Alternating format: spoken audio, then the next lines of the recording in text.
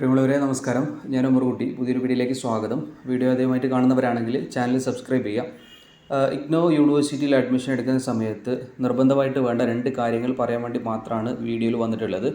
ഒന്നെന്ന് പറയുന്നത് നമ്മൾ ABC ID അല്ലെങ്കിൽ DIB ID എന്ന് പറഞ്ഞ വേറെ 2 ഐഡികളാണ്.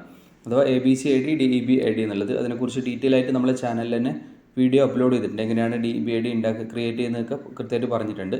പിന്നെ നമുക്ക് വേണ്ടത് നമുക്ക് നോൺ ക്രീമി ലെയർ അല്ലെങ്കിൽ ക്രീമി ലെയർ സർട്ടിഫിക്കറ്റ്. അങ്ങനെ പറഞ്ഞാൽ നമ്മൾ വരുമാനമായിട്ട് ബന്ധപ്പെട്ടുള്ള സർട്ടിഫിക്കറ്റാണ്. അത് നിങ്ങൾ കറക്റ്റ് നോക്കിക്കഴിഞ്ഞാൽ നിങ്ങൾക്ക് കൃത്യമായിട്ട് മനസ്സിലാവും. ഇത് നിങ്ങൾ ആദ്യമേ എടുത്ത് വെച്ച് കഴിഞ്ഞാൽ നിങ്ങൾക്ക് അഡ്മിഷൻ പെട്ടെന്ന് തന്നെ നിങ്ങൾക്ക് എടുക്കാൻ സാധിക്കുന്നതാണ്.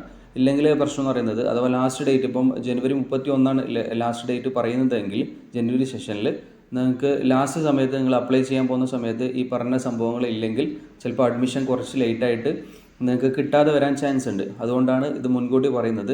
നിങ്ങൾ അഡ്മിഷൻ എടുക്കുന്നതിന് മുമ്പ് തന്നെ ഈ പറഞ്ഞ സംഭവങ്ങൾ ABC ID, അതുപോലെ തന്നെ DEB ID, പിന്നെ അതുപോലെ തന്നെ creamy layer non creamy layer certificate, ഈ 4 കാര്യങ്ങൾ 3 കാര്യങ്ങൾ നിങ്ങൾ നിർബന്ധമായിട്ട് എടുത്തു വെക്കുക എന്നുള്ളതാണ്. ABC ID സിമ്പിളാണ്. ഡിജി ലോക്കറിൽ നിങ്ങൾ അക്കൗണ്ട് ക്രിയേറ്റ് ചെയ്തിട്ട് നിങ്ങൾ ആധാർ കാർഡ്, പാൻ കാർഡ്, അതുപോലെ തന്നെ നിങ്ങൾ സർട്ടിഫിക്കറ്റ് കാര്യങ്ങളൊക്കെ അപ്ലോഡ് ചെയ്യലാണ് അതിലുള്ളത്.